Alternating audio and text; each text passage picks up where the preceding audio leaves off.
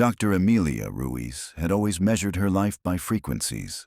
The low throb of a finback, the spiraling whoop of a humpback in mating season, the glass-rattling infrasonic pulse of a blue whale passing under the keel of the research catamaran Nereid. She believed that, if someone graphed her cardiac rhythm beside the voices of the whales she studied, the two lines would rise and fall in sympathy. Sound, for Amelia, was not just data. It was communion. That was why, on a moonless night, 200 nautical miles off the Aleutian chain, she was still awake in the acoustics lab while the rest of the crew slept. A late-season storm combed the Pacific, and wind shrieked across the deck barrels, but her hydrophone array, 3 kilometers of cable feathered with ceramic microphones, was anchored deep beneath the turbulence.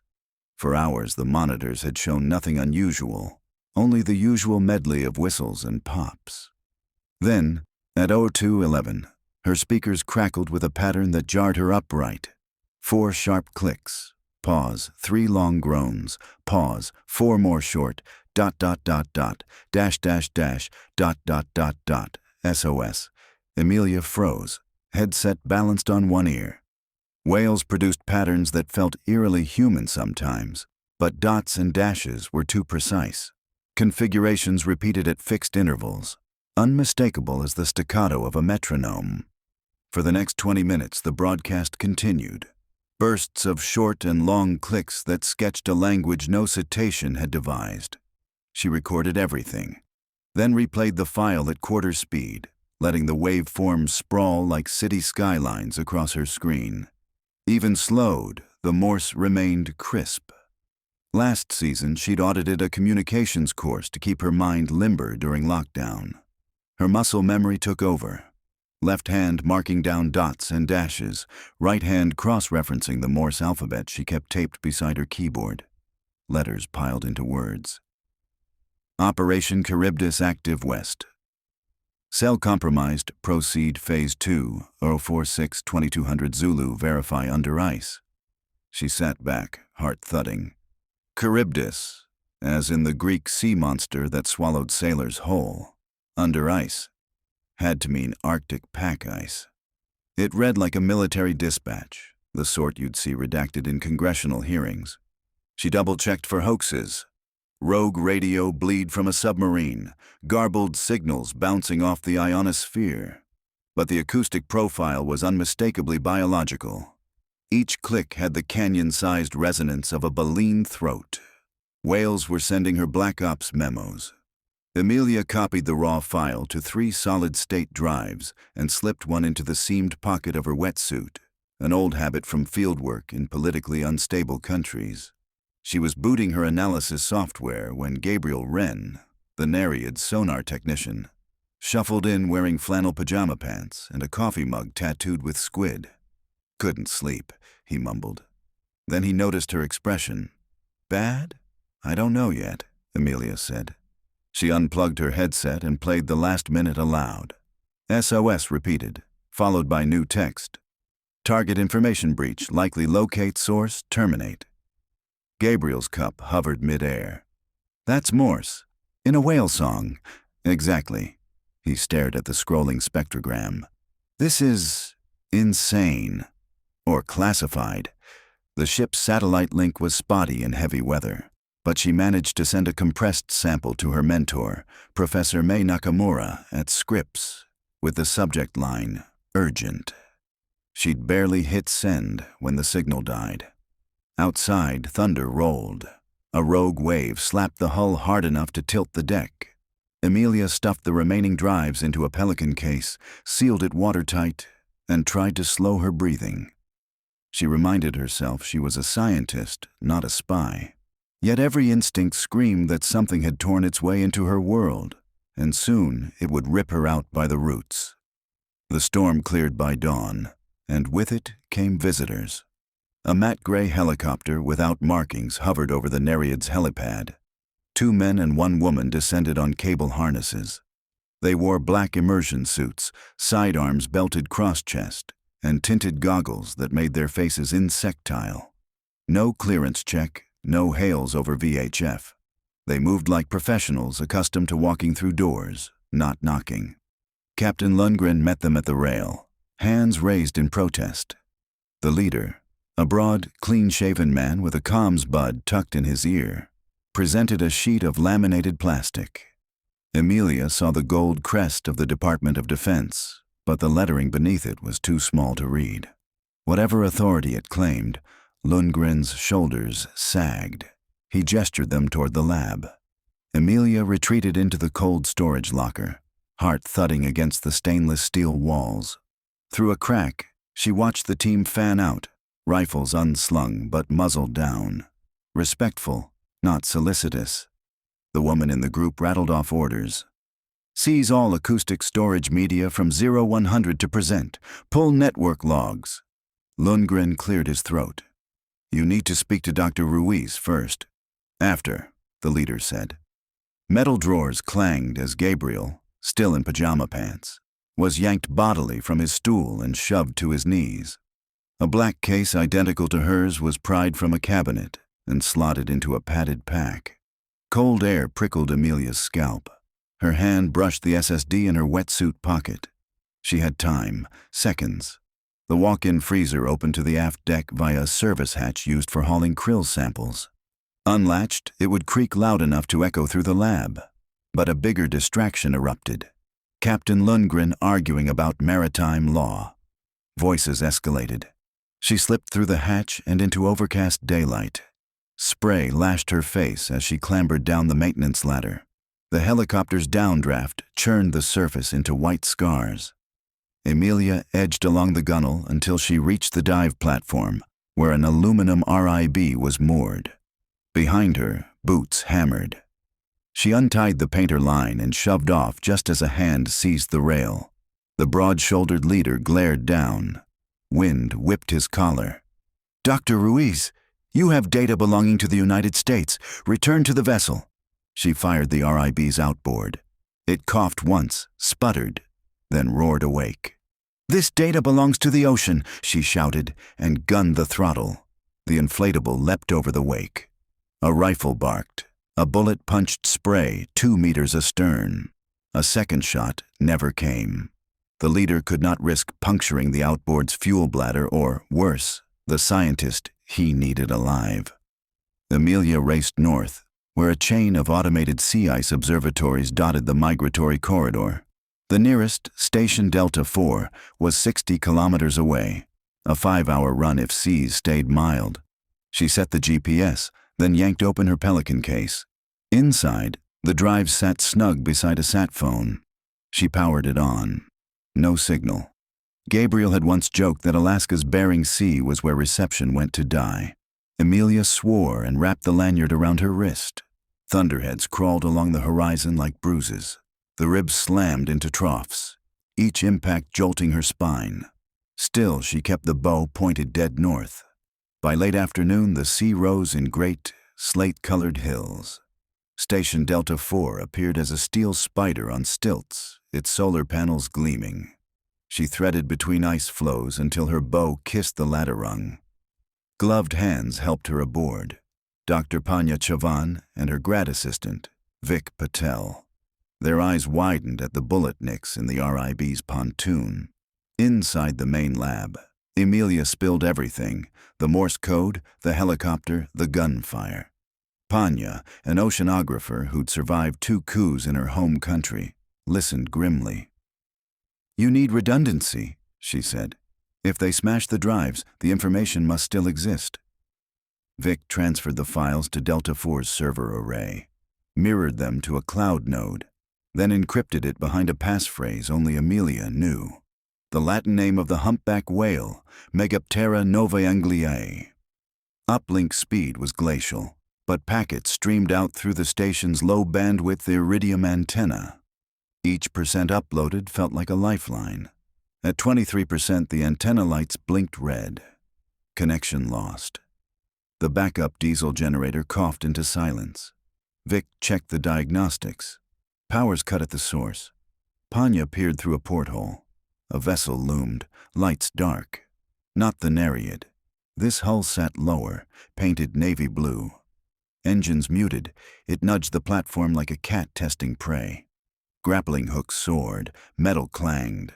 The black-suited operatives scaled the legs of the station with magnetic ascenders. The three scientists bolted for the pressure hatch leading to the sub-basement. Vic locked it behind them and dogged the wheel. Footfalls drummed overhead. Emergency lighting cast the corridor in crimson. Emilia's breath fogged. The sub-basement was half flooded from chronic leaks, but at the far bulkhead waited an escape pod, a spherical diving bell designed for crew evacuation through the ice. It seated two. Panya shoved survival packs inside. Metal above shrieked. A circular saw bit into the hatch. "Go!" Panya said. "I'm not leaving you," Emilia protested, voice cracking. Panya steadied her. "I have no children, no partner. The world's lost less if I stay. Take the evidence, surface near Station Foxtrot, and blow this wide." The hatch buckled inward. Vic cursed under his breath. He grabbed Emilia's wrist and hauled her into the pod. Before the door sealed, Panya tossed in the pelican case and winked. "Tell them we listen," she said, then dogged the outer lever. The diving bell dropped like a stone into blackness. Water sheared past the viewport, carrying slush and star-like bioluminescence. In 30 seconds, they were beneath the keel of the hostile vessel. A concussion rippled. Grenades upstairs. Emilia braced against the vibration, imagining servers shattered, Panya thrown to the deck. She forced herself to focus. The pod's thrusters were rated for 10 nautical miles. Foxtrot 6 lay 8 miles east. Vic hacked the nav terminal, bypassing approval codes. They angled toward a gap in the flows and fired the ascent rockets. The ball ascended like a helium dream. When it cracked surface, shaded moonlight gleamed on ice ridges tall as cliffs. They vented ballast and listened. No rotor wash. Either the Black Ops team hadn't spotted their escape, or they were playing patient hunter. Foxtrot 6 rose from the gloom an hour later, a slender tower ringed by wind turbines frozen in place. Power dead here too. Emilia's stomach sank. She and Vic pried open a maintenance hatch and climbed to the comms room. Every console was smashed, drives ripped out. Someone had been thorough. Vic exhaled shakily.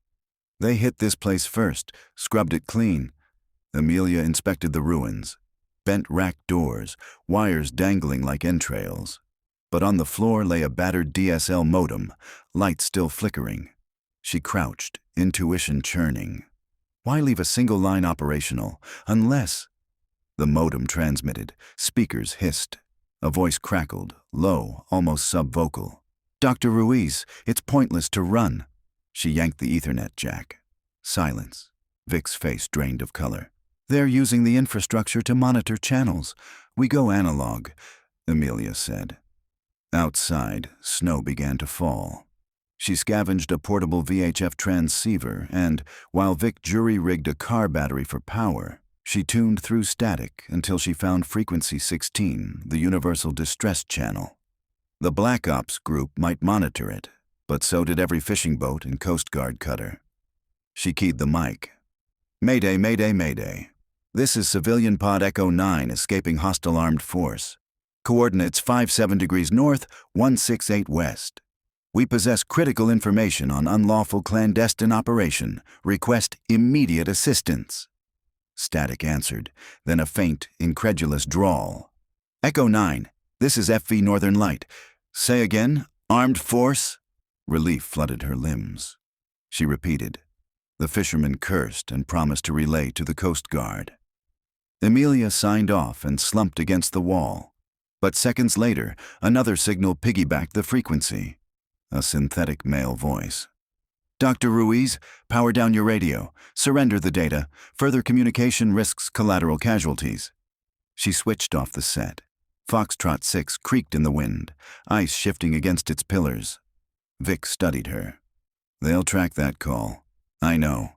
Then we can't wait for a cutter. We need to be gone." Below the tower, an old skiff was shackled under tarps. Emilia siphoned fuel from a backup generator and winched the boat to water. The snow thickened, muting horizon lines. They pushed off as Diesel chugged. In the distance, running lights blossomed, 2, 3, maybe more, fanning across the ice fields like predators. Vic kept the bow between flows while Amelia dug through the survival pack. Amid flares and thermal blankets lay a stainless thermos. On impulse, she unscrewed it. Inside, instead of soup, was a USB drive floating in silica gel. A note taped to its side read, "If you reach shore, trust the whales." Panya. The woman had prepared for even this. Amelia plugged the USB into her tablet. A single file opened, a real-time hydrophone feed from the Chukchi Sea. The waveform scrolled, clicks arranged in regimented bursts. Message unfinished. Need human terminal operators deaf to consequences. Her eyes burned. Were whales trying to communicate directly with her, or was something, piggybacking their vocal tracks? A naval acoustic weapon? No. The cadence felt too urgent, too aware. The skiff's radar pinged, large contact approaching 30 knots. Fast for these waters. Rotor wash thundered, nearer this time. Vic pointed aft. A dark rib-hulled craft sluiced between bergs, men at the bow toggling infrared lamps. Amelia scanned desperately. To port, a pressure ridge of ice reared 10 meters high. She shouted over the engine. "Ram it!" Vic's eyebrows shot up. She nodded, fierce. They gunned toward the wall of ice. At the last second, Vic cut throttle and spun the wheel. The skiff slewed sideways, grinding onto the ridge and beaching halfway up. Cooked Diesel hissed on the hot block. They leapt out, scrambling over blue ice. Behind them, the black craft slewed as well, boots splashing into the slush. Muzzle flashes lit the blizzard. Bullets sparked off ice, ricocheting into night. Amelia and Vic slid down the far side, landing on hardpack. Ahead, water opened into a polynya, a stretch of clear sea alive with exhaling whales. Dozens, maybe 100, their spouts ghosting in moonlight. Humpbacks, grays, even the towering blue silhouette of a finback. The clan sang in overlapping areas, a cathedral underwater. Amelia looked back. The operatives crested the ridge, rifles raised, nowhere left to run. She unzipped her wetsuit, unclipped the SSD, and hurled it into the dark water. Then she clutched the sat phone. Signal bars flickered. Some miracle of ionospheric bounce. She dialed the number for the Associated Press Bureau in Anchorage. Thumb hovering. The leader's rifle cracked, a warning shot exploding ice shards at her feet. "Stop! You're endangering national security." "Yours," she said, "not mine." She pressed send, shoved the phone in a waterproof pouch, and lobbed it seaward. It splashed near a surfacing humpback. Instantly the whale dove, phone vanishing in the vortex of its flukes. The leader's face twisted. He gestured. 2 gunmen skidded toward the water's edge. One raised a suppressed pistol to shoot the whale. Before he could fire, a boom like submerged thunder rippled through the polynya. Every whale breached at once, columnar bodies erupting. The swell slapped the shore, knocking men off balance. Sprays of icy brine arced. A humpback's pectoral fin the size of a sail crashed down, smashing the pistolier into the water. Amelia gasped. The whales surrounded the humans in a ring, leaving her and Vic untouched on their sliver of ice. Deep bass notes pulsed. Anger, warning. One operative opened up with an automatic, bullets thudding harmlessly into blubber, ricocheting. The whales responded with a synchronized tail slap. A geyser roared, launching another gunman into the air. His rifle sank. The leader retreated, eyes wild. He keyed his throat mic. "Abort! Geophysical anomaly! Extract!" From the dark came rotor thunder. The helicopter veered in low, spotlight cutting a cone across the flows. Yet as it approached, something bright rose from the sea. A fountain of water propelled by a whale's exhalation directly into the rotor wash. The chopper lurched, rotors coughing. Salt spray blinded the pilots. It wobbled, tail rotor clipping a shard of ice, then limped away. Silence fell, broken only by the exhalations of the whales. Amelia felt tears freeze on her cheeks. She turned to Vic, who knelt trembling. "You okay?" she whispered. He laughed shakily. "I think the whales just went full Greenpeace on the U.S. military." Lights flickered on her tablet, forgotten at her hip. The Morse resumed, translated by an app into plain text. "Cooperation confirmed. Protocol. Kairos engaged. Spread the word, we will guard dawn," smeared orange across the eastern sky.